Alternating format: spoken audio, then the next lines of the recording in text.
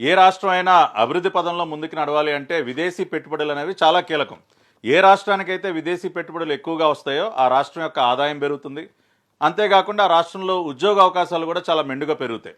ఆ రకంగా అసలు ఆంధ్రప్రదేశ్ పరిస్థితి ఏంటనేది మనం ఒకసారి గమనించినట్లయితే కేంద్ర ప్రభుత్వ నివేదికల ఆధారంగానే మనం మాట్లాడుకుందాం. Department of promotion of industry and internal trade వారు విడుదల చేసినటువంటి నివేదికల ఆధారంగా 2018-19 అంటే తెలుగుదేశం పార్టీ హయాంలో చంద్రబాబు నాయుడు గారు ముఖ్యమంత్రిగా ఉన్నటువంటి సమయంలో 2018-19 సంవత్సరంలో ఒక్క సంవత్సరంలోనే 23,882 కోట్ల రూపాయల భారీ విదేశీ పెట్టుబడులు మన రాష్ట్రానికి రావడం జరిగింది.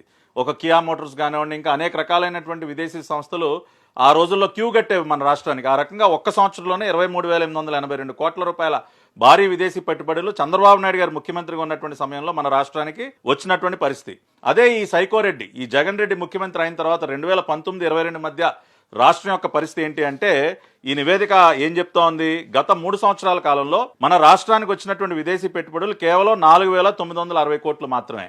అంటే యావరేజ్న సంవత్సరానికి 1,653 కోట్లు మాత్రమే మన రాష్ట్రానికి విదేశీ పెట్టుబడులు రావడం జరిగింది. చంద్రబాబు నాయుడు గారు ముఖ్యమంత్రిగా ఉన్నప్పుడు ఒక్క సంవత్సరంలో 23,800 కోట్లు అయితే ఈ సైకోరెడ్డి ముఖ్యమంత్రి అయిన తర్వాత అది సంవత్సరానికి 1,653 కోట్లకు పడిపోయింది. అంటే చంద్రబాబు నాయుడు గారు తీసుకొచ్చినటువంటి పెట్టుబడుల్లో కేవలం 6.9% మాత్రమే ఈ సైకోరెడ్డి మన రాష్ట్రానికి తీసుకురాగలిగాడు.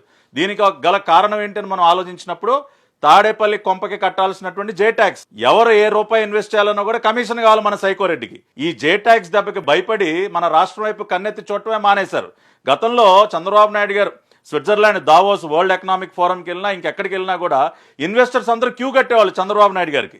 కానీ ఇవాళ జగన్ రెడ్డి ఎక్కడికి వెళ్ళినా కూడా చూసి భయపడి పారిపోతా ఉన్నారు ఈయన గారి జే ట్యాక్స్ దెబ్బకి. దానివల్ల ఏమైంది, ఇవాళ రూపాయి కూడా విదేశీ పెట్టుబడి సరిగ్గా రావట్లేదు. మన రాష్ట్రంలో ఉద్యోగ అవకాశాలు తగ్గిపోతున్నాయి, రాష్ట్రం తీవ్రంగా నష్టపోతుంది.